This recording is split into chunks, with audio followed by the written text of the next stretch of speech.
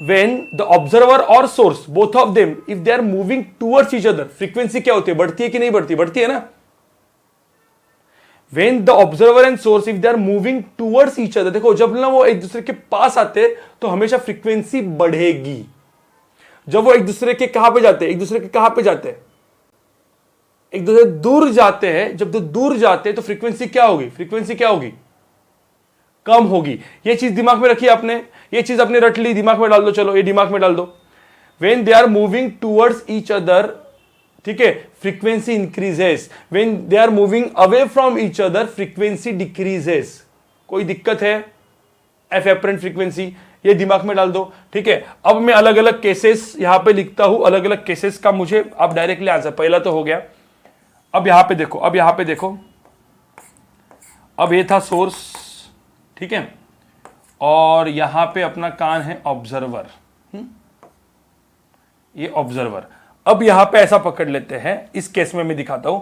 Now if the observer is moving toward source, observer देखो कहां पे आ रहा है, observer it is moving toward source and let's say source is at rest, velocity of source is 0, ठीक है। अब मुझे बताओ ये कहां पे आ रहे हैं, दूसरे के कहां पे आ रहे हैं, करीब आ रहे।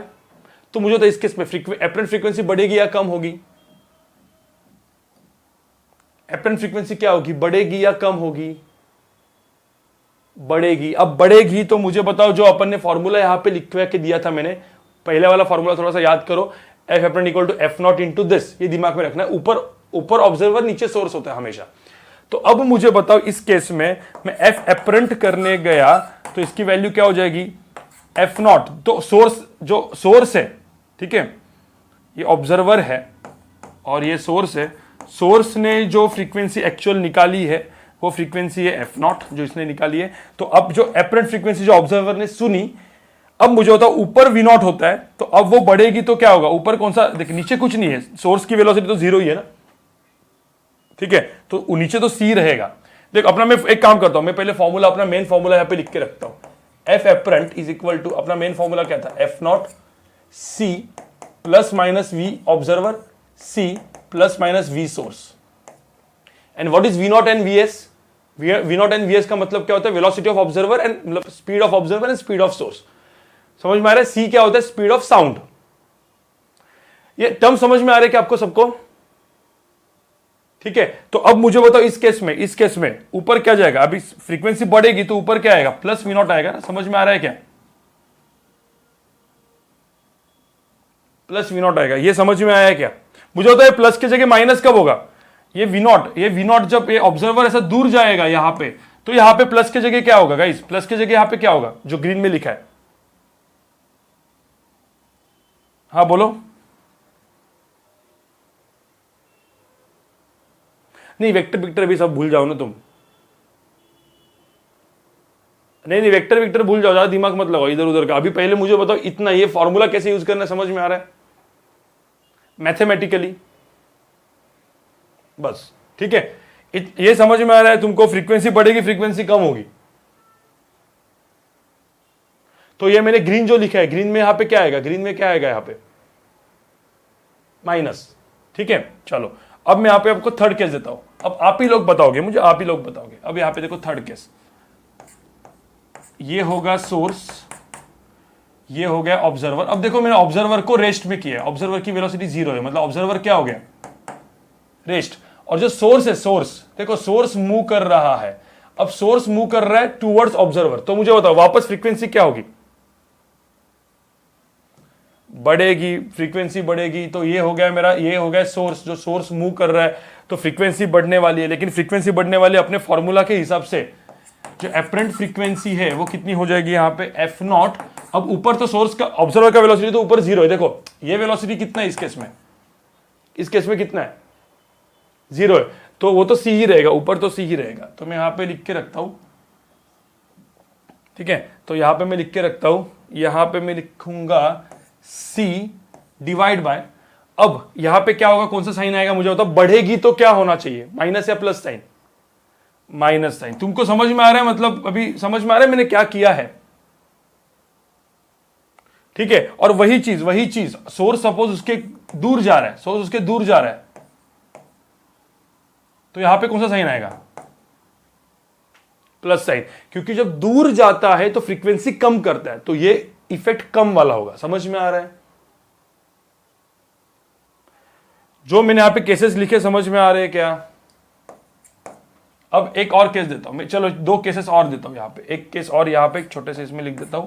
ये हो गया सोर्स, ये हो गया ऑब्जर्वर, ठीक है। अब ऐसा पकड़ लेते, सोर्स एंड ऑब्जर्वर दोनों मूव कर रहे एक दूसरे के तरफ।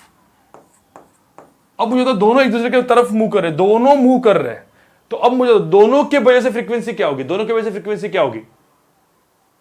दोनों की वजह से फ्रीक्वेंसी बढ़ेगी, तो फ्रीक्वेंसी मस्त अच्छे से बढ़ेगी। अब अच्छे से बढ़ने के लिए क्या करना पड़ेगा बताओ मुझे?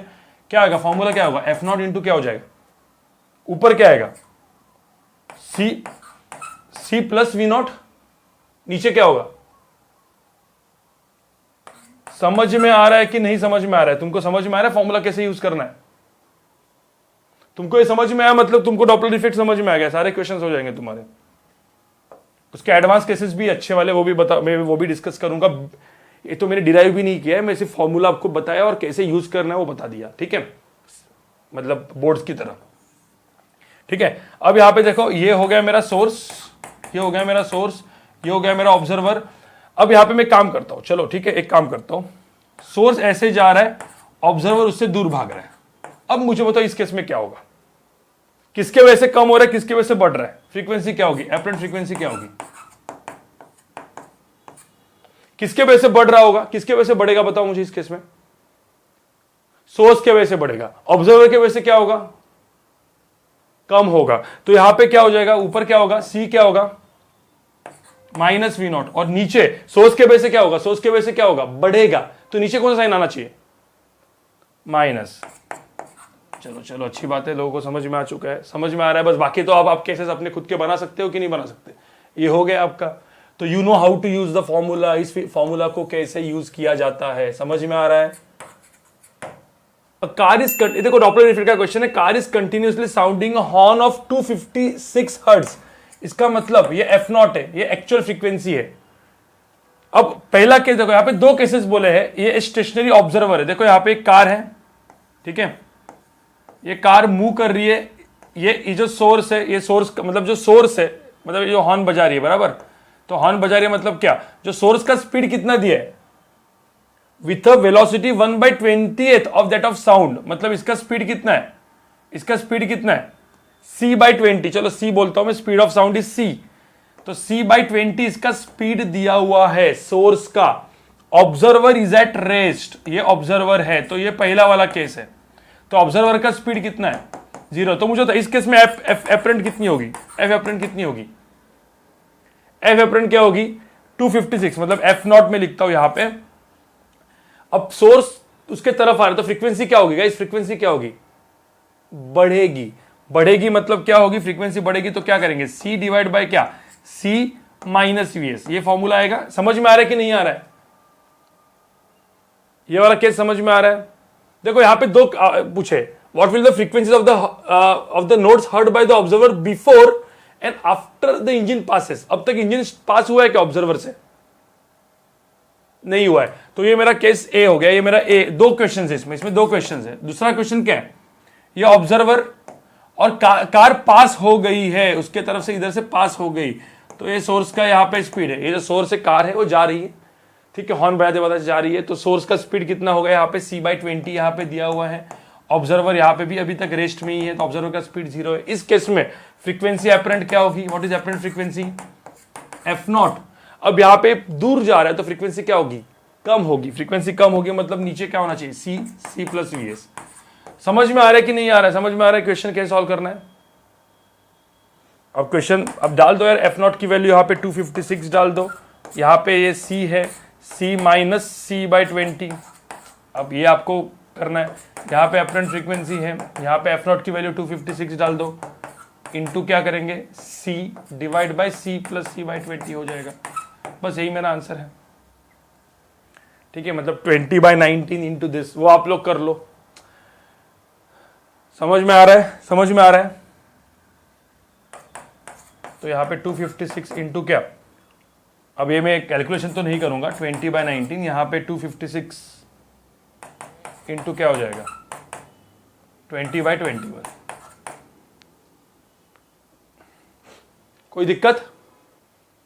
देखो दो ट्रेन्स है, two trains are moving towards each other with the same speed v, they are moving with the same speed v and v। देखो यहाँ पे two trains move towards each other with the same speed if the pitch of the tone of the whistle of one when heard by the other changes by 9/8 times। इसका मतलब क्या है?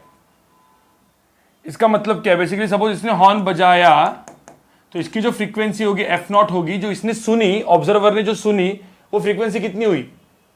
F apparent की value कितनी दी है guys? 9/8 times f0। समझ में आ रहा है कि नहीं आ रहा है? when they are moving towards each other, right? तो अब मुझे बताओ एफ एपरेंट का फॉर्मूला क्या होता है? एफ एपरेंट का फॉर्मूला क्या होता है?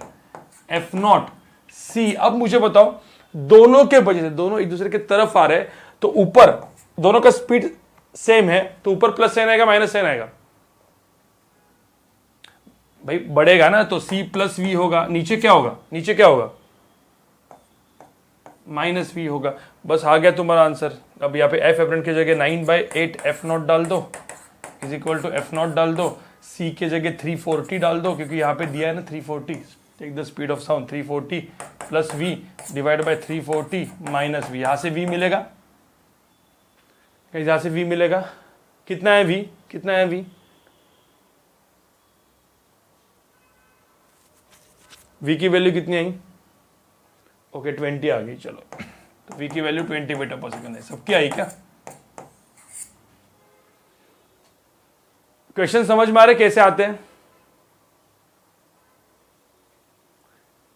क्वेश्चन समझ में आ रहे क्या कैसे आते हैं आपको? बताओ मुझे पहले।